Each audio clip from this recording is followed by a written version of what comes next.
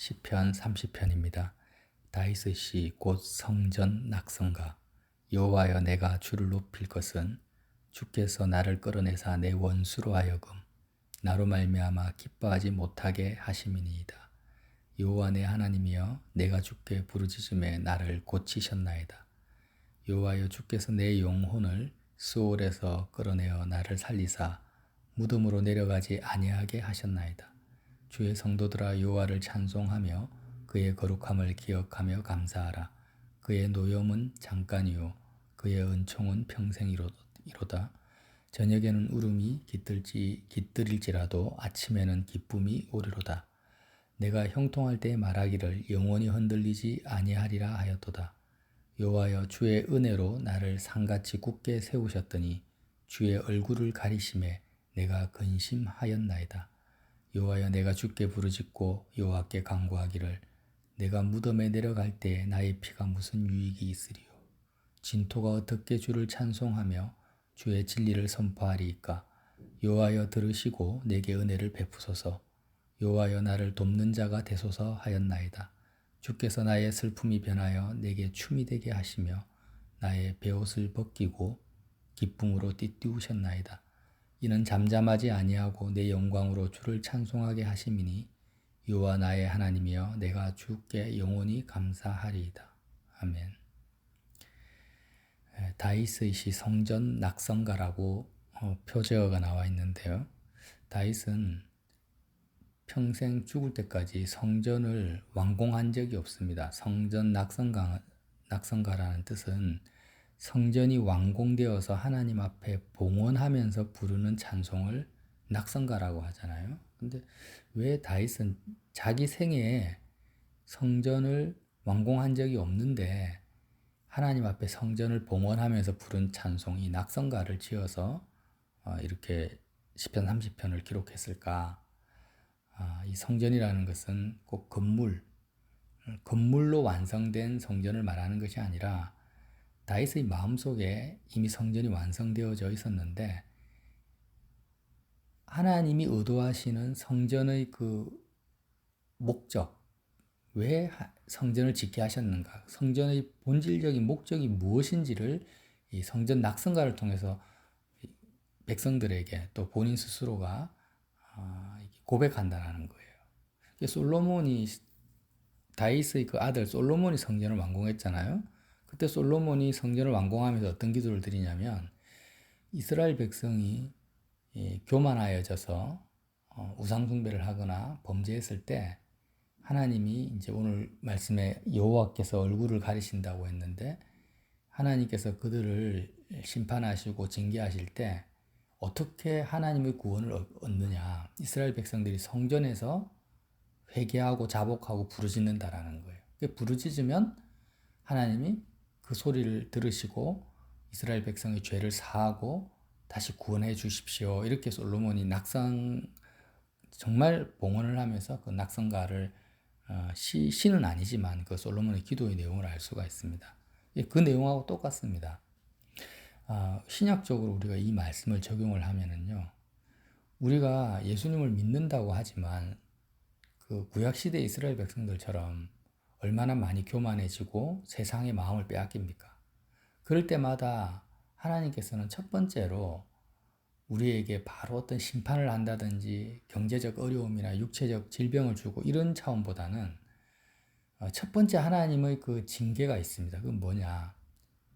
오늘 7절에 여호와여, 주의 은혜로 나를 상같이 굳게 세우셨더니 주의 얼굴을 가리심에 내가 근심하였나이다. 우리가 하나님과의 관계성이 끊어지면 주님이 얼굴을 가리신다라는 표현을 썼어요. 그러니까 하나님이 느껴지지가 않는 거예요. 얼굴이라는 것은 인격적 만남을 말하잖아요. 그래서 나도 모르게 마음이 세상을 향하거나 하나님을 사랑하지 않거나 교만해지거나 아니면 세상 근심 걱정에 사로잡히면은 내 심령 가운데 첫 번째로 나타나는 현상이 무엇입니까? 주님이 마치 얼굴을 가리신 것 같은, 주님과의 인격적 교통이 안 되고 체감이 안 됩니다. 내 마음속에 평강이 사라져 버린다라는 거예요. 그럴 때 우리는 깨닫게 되죠. 나는 지금 예수님 안에 있는 것이 아니구나.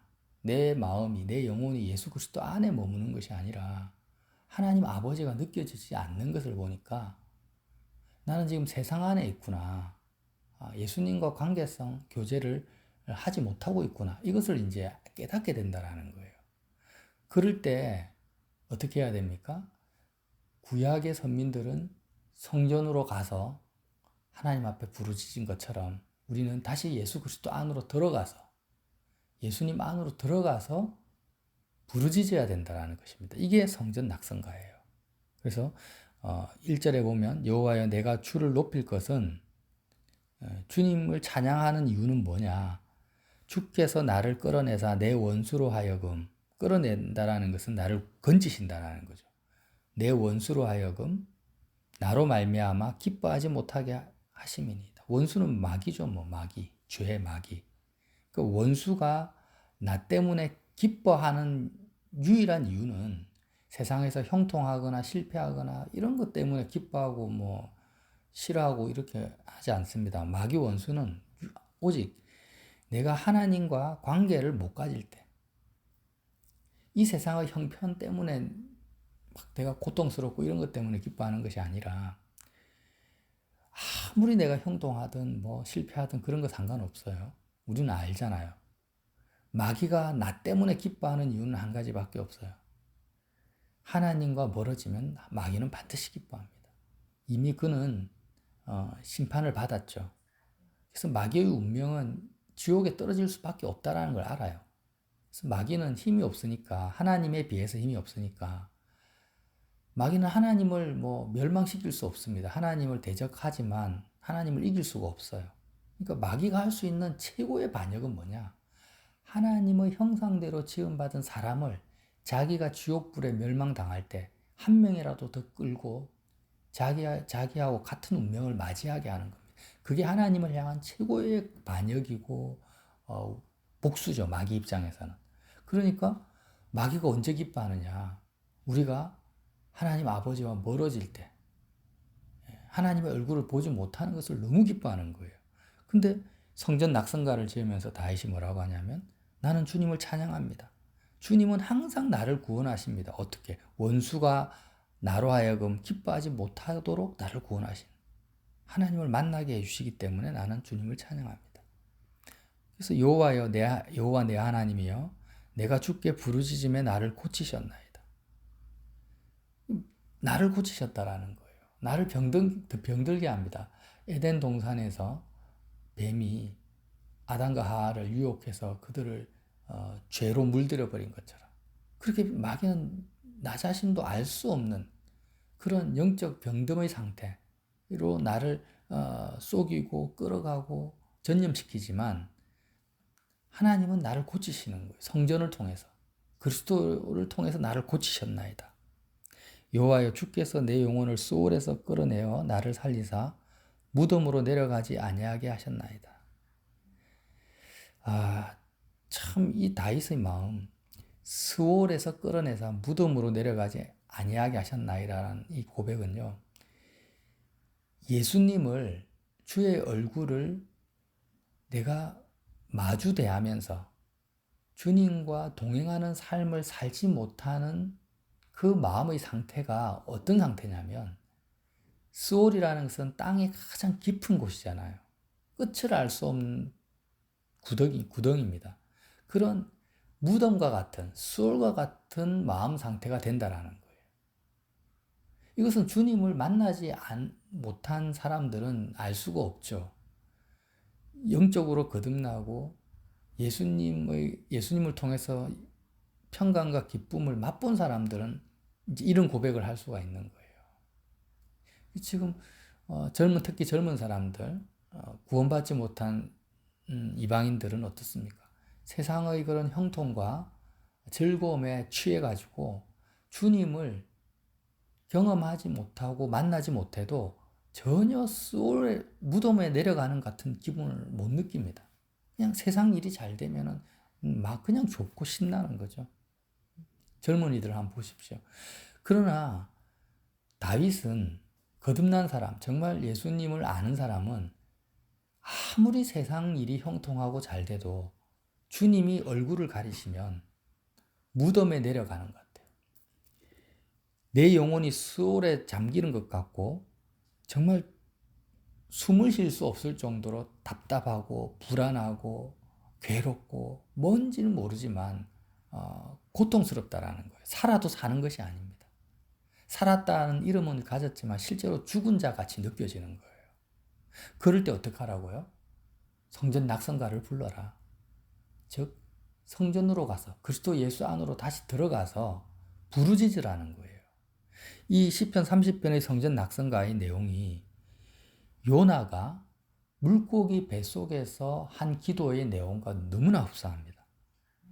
요나서 2장을 보면은요. 요나가 물고기 뱃속에서 그의 하나님 여호와께 기도하여 이르되 내가 받는 고난으로 말미암아 여호와께 불러 아뢰었더니 주께서 내게 대답하셨고 내가 스올의 뱃속에서 부르짖었더니 주께서 내 음성을 들으셨나이다. 주께서 나를 깊음 속 바다 가운데 던지셨으므로 큰 물이 나를 둘렀고 주의 파도가 큰 물결이 다 내 위에 넘쳤나이다. 우리가 주님이 나에 대해서 얼굴을 가리시는 그 느낌이 어떤 느낌이냐? 요나는 뭐라고 표현합니까? 실제 경험한 거지만 깊은 바다 물 속에 나를 던지신 것 같은 느낌이는 거예요. 무덤에 내려갔다. 소홀에 빠져 있는 느낌. 여러분 이런 영적 상태를 내가 감지하지 못한다면 사실 나는 예수 거듭나지 못한 거예요. 요나가 그 풍랑이는 바다 깊은 바다에 던져져서 아무 빛도 없는 물고기 뱃속에 들어간 것 같은 느낌. 내가 아무리 사업이 잘 되고 건강하고 형통해도 주님이 얼굴을 가리시면 이런 경험을 한다라는 것입니다. 누가요? 거듭난 영혼들은, 하나님의 자녀는. 그래서 그 깊은 바닷속 가운데 물고기 뱃속에서 이제 부르짖는 거예요.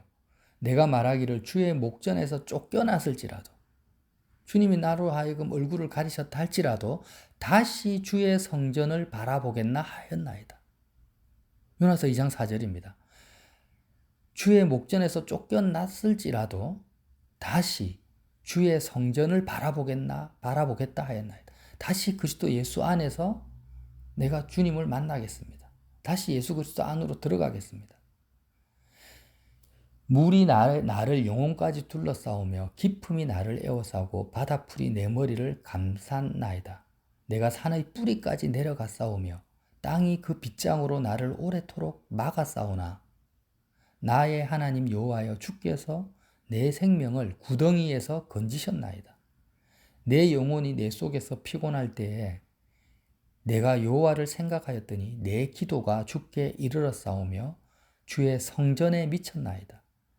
거짓되고 헛된 것을 숭상하는 모든 자는 자기에게 베푸신 은혜를 버렸사오나 은혜를 버렸다고 하는 거예요. 그 거짓되고 헛된 것을 숭상하는 모든 자는 그러니까 하나님이 나에게 얼굴을 가리실 때는 거짓되고 헛된 것, 하나님을 경외하는 것이 아니라 거짓되고 헛된 것, 이 세상에 속한 것을 숭상한다.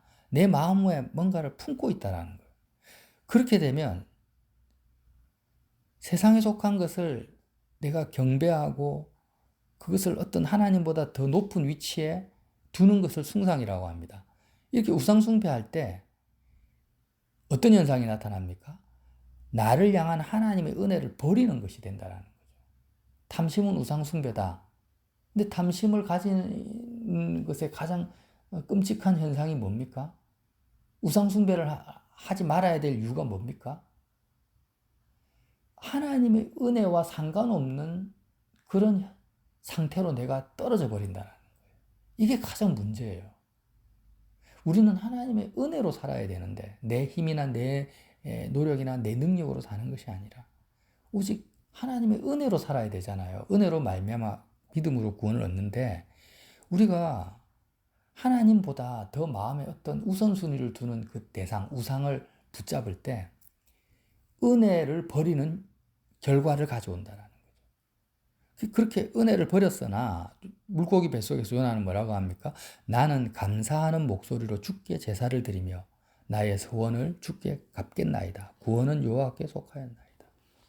오늘 다윗도 똑같이 말합니다. 6절에 보면은요. 내가 형통할 때 말하기를 영원히 흔들리지 아니하리라 하였도다. 다윗이 형통할 때 세상 일들이 다 잘 되는, 형통한다는 것은 아무 문제가 없다. 아무 문제를 못 느껴요. 우리로 치면은 뭐 건강 문제, 물질 문제, 자녀 문제 아무 문제가 없어요. 다 형통합니다.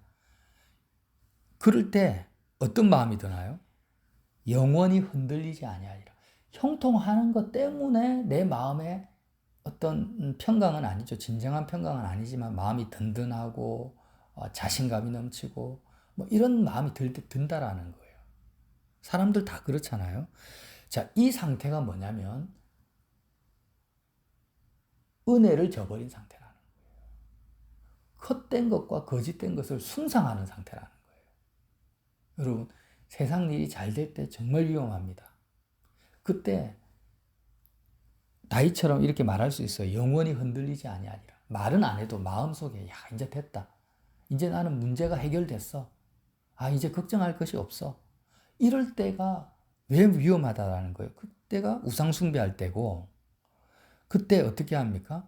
7절에 여호와여 주의 은혜로 나를 산같이 굳게 세우셨더니, 형통하지 않을 때는 차라리 원수들이 나를 공격하고 괴롭히고 막 숨이 꼴딱꼴딱 넘어가고 이럴 때는 하나님의 은혜로 살았던 거예요, 다윗이.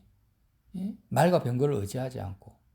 그럴 때는 주의 은혜로 나를 산같이 정말 흔들리지 않는 주님 여호와가 나의 산성이요 나의 방패요 나의 반석이 되셔서 예수님만을 의지하는 그 믿음으로 산같이 굳게 세우셨는데, 형통해가지고 형통한 그 사건 때문에 아, 나는 이제 됐어, 이제 문제가 해결됐어, 이렇게 하고 영원히 흔들리지 아니하리라 이렇게 하자마자 주의 얼굴을 가리심에 내가 근심하였나이다 이렇게 고백하는 거예요.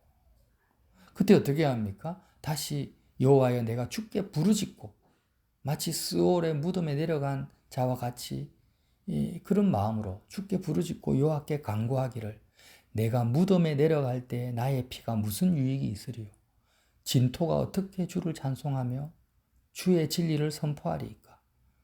여호와여 들으시고 내게 은혜를 베푸소서. 다시 은혜를 회복시켜 주십시오. 내가 세상 일이 만사가 다 형통한데 주님이 얼굴을 가리시니까 나는 지금 무덤에 내려가는 자와 같고 진토와 같습니다. 나는 정말 지금 죽겠습니다. 이렇게 말하는 것입니다. 여러분 시편 29편에 여호와의 소리가 무리에 있도다 이런 말씀을 하세요. 노아의 방주 사건을 통해서 우리에게 주시는 강력한 메시지가 있습니다. 그게 무엇입니까? 예수님 안에 들어가는 것은 노아가 방주 안에 들어가는 것과 같다라는 것입니다. 우리는 예수님 안에 들어가자. 예수 안에. 사도 바울이 얼마나 예수 그리스도 안이라는 말을 많이 강조합니까? 근데 예수님 안에 들어간다라는 것이 도대체 뭔지를 잘 모르는 거예요. 성전으로 들어간다. 예수 그리스도 안으로 들어간다. 뭐와 같다고요? 노아가 방주 안으로 들어가는 것과 같습니다. 의심할 나위가 없이 노아의 방주는 그리스도 예수를 예표합니다.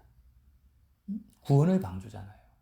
노아의 방주는 예수님을 상징하고 방주 안으로 들어가는 것과 그리스도 예수 안으로 들어가는 것은 같은 거예요. 노아가 방주 안으로 들어가니까 어떤 일이 벌어지냐면 방주의 문이 닫히고 하나님의 심판이 시작되는 것입니다. 내가 그리스도 예수 안으로 들어가면은 어떤 일이 벌어집니까? 하나님의 심판, 세상을 향한 하나님의 심판이 나의 마음속에서 시작되는 것입니다. 내 마음속에 있는 모든 거짓된 것과 헛된 것이 다 멸절되어 버려요. 하나님의 심판에 의해서. 그리스도의 십자가의 예수님, 십자가의 예수님과 연합되는 것이 예수님 안으로 들어가잖아요. 그러면 죄에 대해서, 세상에 대해서 내가 죽는 일이 벌어지는 거예요. 노아가 방주 안에 들어갔을 때 물로 세상에, 이 땅에 속한 모든 것이 다 심판받고 사라져 버립니다. 그리고 이제는 방주 안에서 세상을 바라보니까 아무것도 없어요. 모든 것이 물에 다 덮여버리고 그 물 위에서 여호와의 소리가 들리는 것입니다. 스스로 계신 분은 여호와 하나님밖에 없고 이 세상의 모든 것은 거짓되고 헛되다라는 것이 노아의 마음속에 얼마나 크게 들렸겠어요. 그런 노아의 심리 상태, 마음 상태가 예수 그리스도 안에 들어간 모든 사람에게 동일하게 일어나는 겁니다. 성전에 들어가서 부르짖을 때 이런 현상이 일어나는 거예요. 나는 그리스도와 함께 이미 죽은 자다라는 것이 믿어지면서 여태까지 내가 든든하게 생각했던 것. 형통할 때 예를 들어서 막 성공했습니다. 사회적으로 성공하면은 정말 이제 문제가 해결됐어. 나는 이제 아무 근심 걱정이 없어. 이런 식으로 마음에 교만한 마음이 들어오잖아요. 근데 방주 안에 있는 노아가 과연 그랬을까요?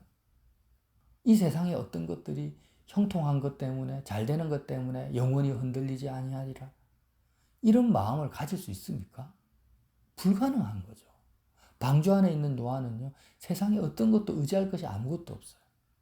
정말 여호와 하나님 한 분 외에는 자신의 사는 것과 죽는 것과 자신의 모든 운명이 여호와의 손에 온전히 맡겨진 상태. 그게 방주 안에 있는 노아의 마음 상태고 물고기 뱃속 안에 있는 요나의 마음 상태입니다. 그것이 바로 그리스도 예수 안에 있는 모든 사람들의 마음 상태와 같은 것입니다. 그렇게 될 때 이제 다시 하나님이 얼굴을 보이시면서 하나님의 은혜로 사는 것이 뭐냐 도대체. 하나님의 은혜로 형통해지면 삽니까? 그럼 그 말이 뭐예요? 하나님의 은혜는 단지 수단일 뿐이고 형통이 물질이면 그 물질로 사는 거죠. 그게 무슨 은혜로 사는 것입니까? 은혜로 산다라는 것은 정말 하나님 한 분 보이진 않지만 정말 살아계신 여호와 하나님의 살아계심 때문에 사는 것을 말하는 것입니다. 이 세상 일이 형통해서 잘 마음의 평강을 얻는 것이 은혜로 사는 것이 아니에요. 그래서 저와 여러분이 오늘 이 다윗은 왕이지만 여호와여 들으시고 내게 은혜를 베푸소서. 여호와여 나를 돕는 자가 되소서. 여호와 자체가 하나님이 나의 산성이 되달라는 것입니다. 주께서 나의 슬픔이 변하여 내게 춤이 되게 하시며 나의 베옷을 벗기고 기쁨으로 띠띠우셨나이다. 참 차원이 다르죠. 자신이 세상에서 형통할 때 영적으로 교만해진 것을 보고 그러니까 우리는요 너무 나의 죄를 과소평가합니다. 인간의 그 죄악된 교만한 죄성을요 너무나 과소평가하는 거예요. 과소평가하지 않습니다. 성경은 뭐라고 하십니까? 인간이 하나님의 얼굴을 볼 수 있는 유일한 길은 예수님이 십자가에서 죽으신 십자가의 공로밖에 없다. 다시 말하면 예수님이 십자가에서 나의 죄를 대신해서 죽지 않으면 나는 절대로 하나님을 만날 수 없는 존재가 인간이라고 성경은 정의를 하는 것입니다. 근데 우리는 어떻게 생각하냐면 그 정도로 예수님이 나를 위해서 십자가에서 죽으실 정도로만큼은 나는 죄인이 아니다라고 자꾸 착각을 하는 거예요.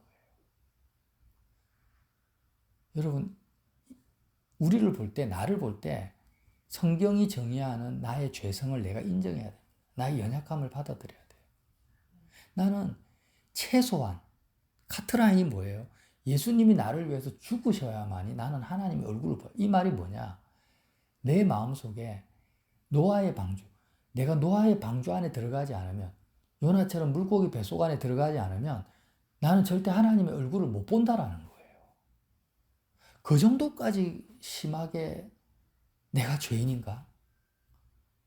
내가 요나와 같은 상황에 처해져야만 하나님을 만날 수 있나? 내가 노아의 방주와 같은 그런 철저한 하나님의 심판을 통과해야만이 하나님을 은혜를 경험할 수 있나? 내가 그 정도로 죄인인가? 이렇게 생각합니까?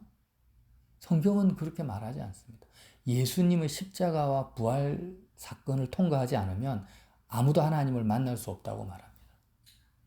그래서 우리는요, 정말 내가 하나님의 얼굴을 보려면 노아의 방주를 통과해야 되고 요나의 물고기 뱃속을 통과해야 되는 거예요. 방주 안에서 부르짖고 성전 안에서 부르짖고 요나처럼 물고기 뱃속 안에서 부르짖어야만이 얼굴을 볼 수 있는 것입니다. 나와 관계된 세상이 완전히 죽어버리고 멸망당하는 뭐로 말미암아? 그리스도의 보혈의 공로로 말미암아. 그리스도의 죽음으로 말미암아. 저와 여러분이 오늘도 이 성전 낙성가, 다윗은 성전을 지은 적이 없지만 왜 성전 낙성가를 부르면서 기도했습니까?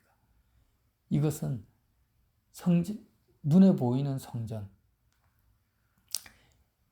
상관없습니다. 아브라함부터 노아부터 어떤 모든 인생이 다 그리스도를 통하지 않으면 구원을 얻을 수가 없기 때문에 성전 낙성가가 지어진 것입니다. 저와 여러분이 오늘도 꼭 한 가지만 기억합시다. 방주 안에서, 물고기 뱃속 안에서 기도하는 것이 그리스도 예수 안에서 부르짖는 것이다. 이 진리의 말씀을 붙들고 오직 은혜로, 세상 일이 형통하여서 평강을 얻는 것이 아니라 오직 주의 은혜로 산같이 굳게 서시기를 예수님 이름으로 빌어드립니다.